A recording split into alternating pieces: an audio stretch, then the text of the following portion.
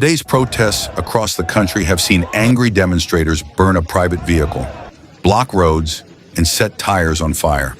These protests come after sharp increases in fuel prices, which have also pushed up the cost of other essential commodities.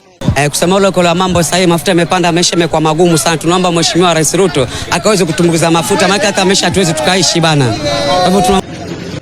Many Kenyans are frustrated, saying prices are now even higher than in neighboring countries.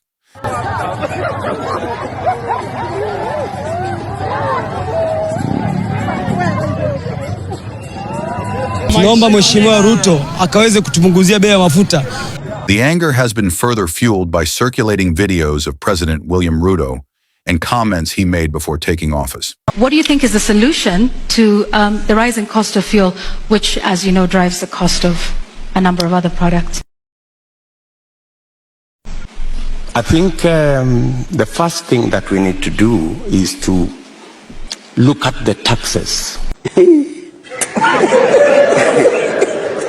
Because 50% almost of the cost of fuel in Kenya is taxes.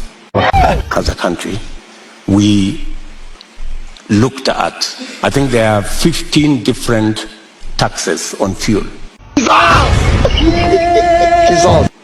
And I think it's time we relooked at how else do we raise revenue. Unaweza kutueleza vipi ati bei ya mafuta hapa Kenya mahali ni karibu na mahali mafuta inatoka iko bei juu kuliko Uganda, na Uganda inachukua mafuta kutoka hapa kwetu? That is the explanation that Kenyans want to know. A straight answer would be, how come that fuel in Uganda is cheaper than fuel in Kenya?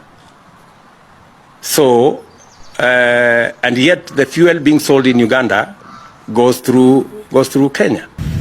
We were waiting for them to talk to us. We've not heard anything from them.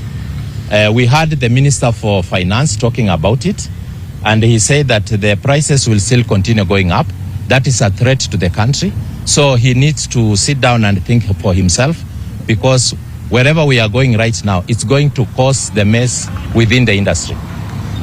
Eva makondakta manamba huwa tunateseka sana, huwa tuna changamoto nyingi sana. Kwa sababu gani? Mbiria atakuja sema bane, mimi nimezoea ile bei ya kawaida, nataka nibebwe, na ukiangalia mafuta yamepanda, huwezi muacha utamebeba. Yaani ukweli, shida ya Kenya ni shida ya uongozi. Wananchi hawa hawana shida. Shida ni sisi. You're already a billionaire, no secret. There is nothing more that money can do for you. Money has already made you president. There is nothing above this. Please, if you really care about corruption, begin with yourself.